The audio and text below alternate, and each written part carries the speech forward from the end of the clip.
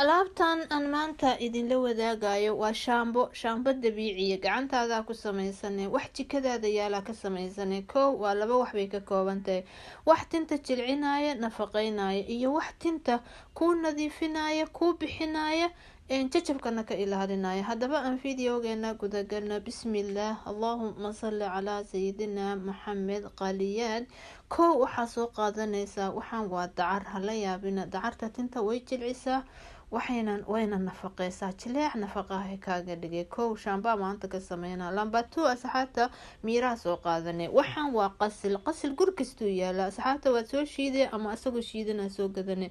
si kasta ani hadda 4 jeeraan soo shaandheeyay, haddana waa sii shaandheynaa. waxaa marka si fiican isaga shaandheeye wuxuu leeyahay ilan waa caleen la shiiday. caleen markaa shiididna waxay yeelanaysaa qoryo.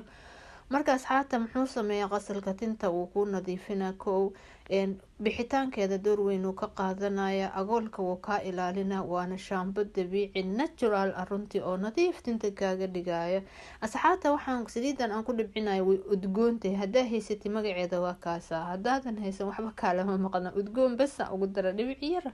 waa udgoon saliidaha oo barfuunka ka samaysan sida saliida rosemariga nooceeda noocyay leedahay. saliida sactarka nooc waxay leedahay barfuun ka samaysan.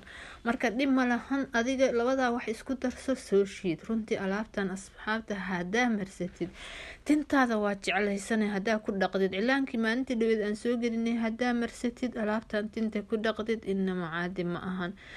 asxaabta fiiriya waa kana hadda kaale iska arag say u afrinayso. waana wax dabiiciya iyada dhan maasha allah. tintaada jileecna way noqone, dabiici way noqone. haddaa cilaanka asbuuc marsatid marka asbuuc tinta marka cilaan marisid ay qalasho alaabtan ku dhaqdid, markaa qalajisid saliid fiican marisid maasha allah inama caadi maahan. weel weynaan ku shubaa, waxaan idin tusaaya say u afrinayso. asxaabta fiiriya maasha allah. waxaa waaye shaambo dabiiciya. maxay ka samaysantahay wax jikadaada yaal. okay, waxaa laga yaabaa qof inuu dhaho ani waa ka wahsanaya inaan soo gado maxaa la dhahaa dacarta kaliya cilaanka maxaa la dhahaa qasilka biyo ku shub xoog u rux asagaaba shaambo ah. wax waxyeelaa male, waa wax dabiiciya maasha allah. cilaanka maalintii dhaweed soo geliyay oo 4 wax ka samaysnaa. runtii haddaa marsatid tinta kalarkeedu kuu qurxinaa, tinta kuu bixinaa, uu kuu jilcinaa maasha allah.